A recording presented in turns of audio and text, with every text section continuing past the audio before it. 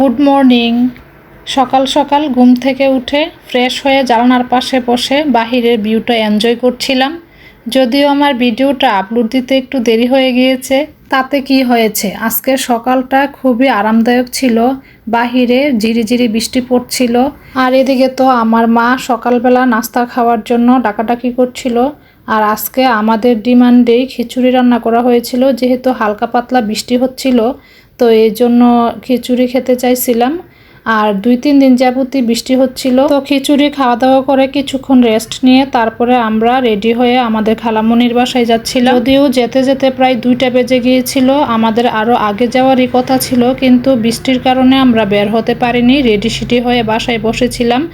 তো এখন যেহেতু কিছুটা বৃষ্টি থেমে গিয়েছে, তো ভাবলাম যে এখন চলে যায়, আর যেত বেশি সময় লাগবে না, 10 মিনিটের মতো 15 মিনিটের মতো সময় লাগবে। তো এই তো আমরা চলে যাচ্ছি খালামণির বাসায়। আর আমার খালামণির বাসায় যাওয়ার রাস্তাটা এত সুন্দর লাগছিল, আমার কাছে খুবই ভালো লাগছিল। তো আমরা তো চলে এসেছি চিড়িয়াখানার পাশে আমার খালামণির বাসা। আমার খালামণির বাসা থেকে চিড়িয়াখানায় যেতে 5-10 মিনিটের হাঁটার রাস্তা, একদমই কাছে। আমার খালামণির বাসার ছাদ থেকে তো চিড়িয়াখানা দেখা যায়। বৃষ্টির কারণে আসতে একটু দেরি হয়ে গিয়েছিল আমাদের। আর এইদিকে তো আমার খালামণি বারবারই ফোন করছিল, কেন আসতেছি না। তো আমরা বলছিলাম যে রেডি হয়ে বসে আছি, এখন বৃষ্টির জন্য বের হতে পারতেছি না, কি করব। তো অবশেষে আমরা চলে আসলাম খালামণির বাসায়। এবার অনেক দিন পরে এসেছি।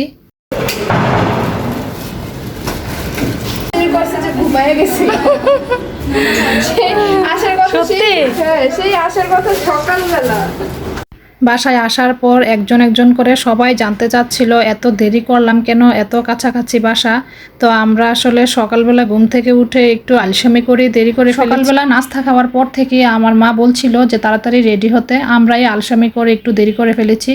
তো খালামণির বাসায় তো আসতে একটু দেরি হয়ে গিয়েছে, তো এসে দেখি খালামণি কিন্তু রান্নাবান্না সব শেষ করে বসে আছে। তো আমরা আসার সাথে সাথেই খাবার দিয়ে দিয়েছে। আর খালামণি এখানে পাকি বিরিয়ানি রান্না করেছিল।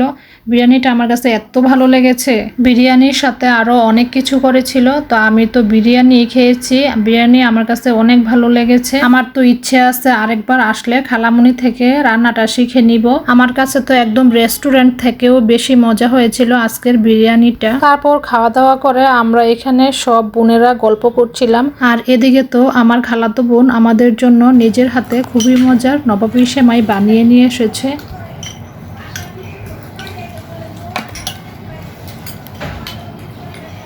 অনেক মজা হয়েছে।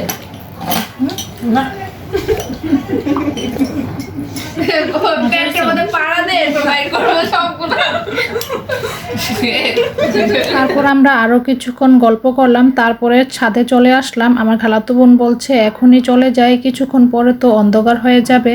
তো এই জন্য ছাদে চলে আসলাম। আর আমার খালামণির বাসার ছাদ থেকে তো খুবই সুন্দর ভিউ দেখা যায়, যেহেতু অনেক উঁচু অ্যাপার্টমেন্ট, এই জন্য দেখা যায় যে মিরপুরের পুরো শহরটাই মনে হচ্ছে দেখা যাচ্ছে। আমার কাছে তো খুবই ভালো লাগছিল।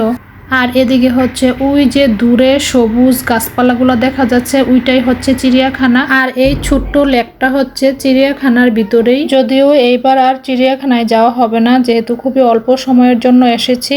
ইনশাল্লাহ নেক্সট টাইম যখন আসবো একটু সময় নিয়ে আসবো, তখন ঘুরে আসবো। তো এখানে তো আমরা সব খালাতো বোনেরা অনেক দিন পর একসাথে হয়েছি, তো সবাই তো গল্প করছিল, মজা করছিল, আবার ছবিও তুলছিল, ভিডিও করছিল।